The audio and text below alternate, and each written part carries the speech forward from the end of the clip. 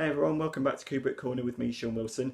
So you're no doubt aware that this week sees the release of Justice League, DC's new superhero epic that pairs Ben Affleck's Batman and Gal Gadot's Wonder Woman with Ezra Miller's The Flash, Jason Momoa's Aquaman and Ray Fisher's Cyborg. Reviews were kept under strict embargo. They've only just recently started to be released, and they are pretty unanimously quite bad. Many people have said reasons why. Empire have decried the Swiss cheese plot, which I think is quite an interesting description. For my part, I haven't seen it yet. I will be seeing it at the weekend to make up my own mind. The general consensus seems to be that it's better than Batman v Superman. Not a hard thing to accomplish initially, but nowhere near the same level as Wonder Woman, which I personally really enjoyed.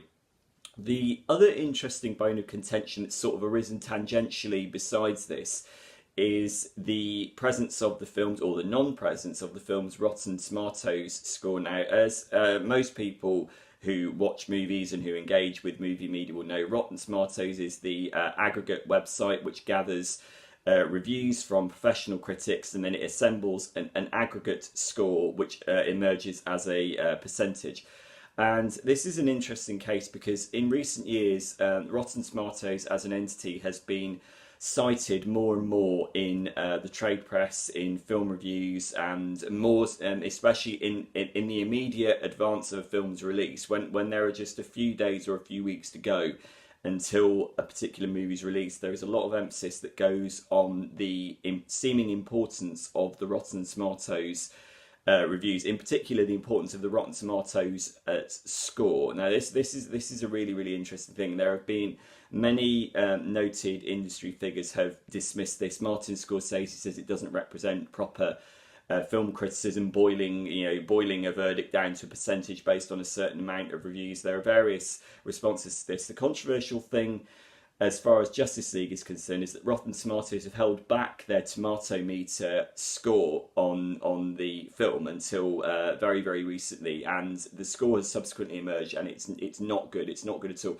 But there's been a lot of controversy as to why that percentage has been held back when it isn't held back for other movies. There's been various accusations that, well, if they hold it back, they therefore gain more traction and more attention for the website. There's accusations that it's being done politically to fuel interest in a podcast that's got coming up. I'm not really here to speculate on that. I'm more here to talk about the general philosophical overtones of what it means when film criticism boils down to a percentage or a star rating.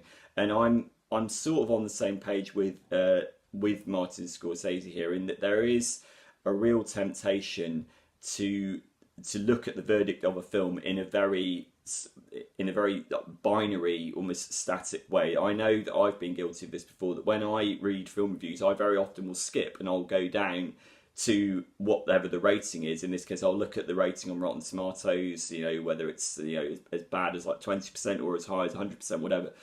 I can't help but admit that has sometimes influenced me. Similarly, if a film has got a star rating, I'll very often skip to the star ratings, get an idea of how that star rating might influence the tone of the review. Then I'll retrospectively go back and read the review. And I think, to be honest, I think that's wrong. I'm guilty of that. I think that's a wrong approach. And I think that what percentages on Rotten Tomatoes and what star ratings do is they make everything a lot more crude and a lot more simplistic, and I think as a result people don't actually engage with the copy of the review in question. People don't actually get into the substance of what the review is. The review is in the words, it's not in the rating. You could have a 4-star review that's actually dwells as much on the negative as on a positive. You can have a 3-star review that might actually be grudgingly positive. The 3 stars or 4 stars on its own doesn't actually tell you anything. You need to actually get into the nuances of it. And I think that similarly, this is the problem with the Rotten Tomatoes score. It's like, why should a movie why should a 60% rating suddenly mean more than a 90% rating? And this is a very contentious thing.